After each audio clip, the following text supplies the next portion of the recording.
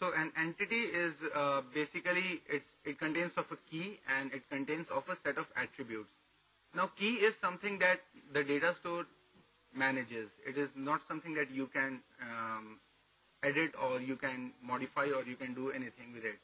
So key is basically it's a protocol buffer encoded value of the application ID and the parent, the kind, and other things. And then there are a set of attributes for any entity. So let's say we want to create a class person.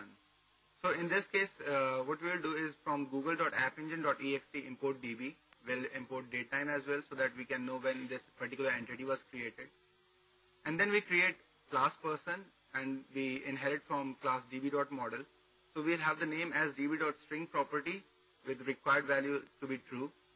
Then we can have the birth date as db.date property.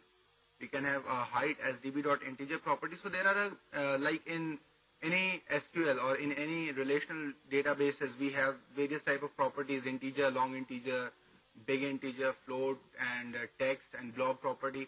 Similarly, we have all these properties in App Engine data store as well. So this is how we make a particular property to be a string, to be a date, to be integer, to be boolean, whatever.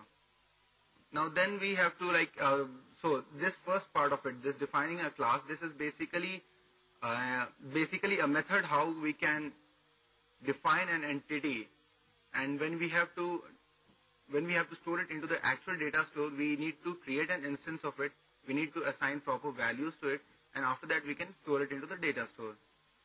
So like here we have done for person key underscore name equal to person underscore ted. Now talking about keys, there are a couple of things which are with any data store entity. The first one is key. So key, as I've told you, it's something that App Engine manages, and then there are key name or ID.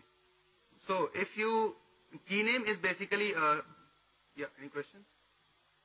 Okay, so key name is basically a human readable value for which is unique to an entity.